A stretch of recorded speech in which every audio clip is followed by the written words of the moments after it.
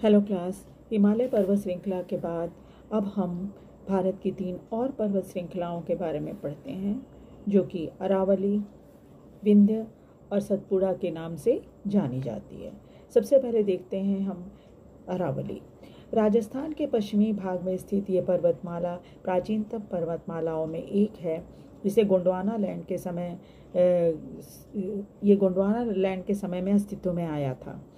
ये राजस्थान को उत्तर से दक्षिण 2 भागों में बांटती है। अरावली की उत्पत्ति प्रीकेवियन युग में लगभग 45 लाख वर्ष पूर्व हुई थी। इसकी सबसे ऊंची चोटी गुरु शिखर है, जो लगभग 1727 मीटर ऊंचा है और माउंट आबू में है। अरावली पर्वत का पश्चिमी भाग मारवाड़ और पूर्वी भाग मेवाड़ कहलाता है। अरावली से कई नदियां निकली हैं, जिनमें बनास, लूनी, साखी और साबरमती है। अरावली की कुल लंबाई 692 किलोमीटर है। पालमपुर गुजरात से शुरू होकर यह दिल्ली की रायसेना हिल तक है। आपको पता ही होगा, भारत का राष्ट्रपति भवन रायसेना हिल पर ही बना है।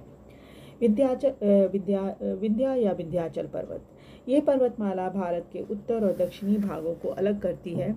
सही तौर पर कहा जाए तो ये पर्वतमाला या रेंज नहीं, बल्कि मध्य भारत में कई पर्वतमालाओं का समूह है। ये गुजरात से उत्तर प्रदेश, बिहार, मध्य प्रदेश और पूर्वी छत्तीसगढ़ तक फैली है।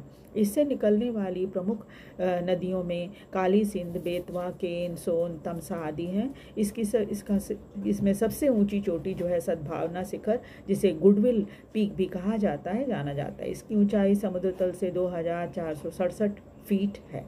सतपुड़ा, ये सेंट्रल भारत में स्थित एक पर्वतमाला है और नर्मदा और ताप्ती नदी इसकी दरारों से होकर बहती है। इस पर्वतमाला का फैलाव राजपीपला पहाड़ी, महादेव पहाड़ी और मैकाल से पूर्व की ओर छोटा नागपुर पठार तक है। इसकी सबसे ऊंची चोटी धूपगढ़ है, जो कि 1350 मीटर है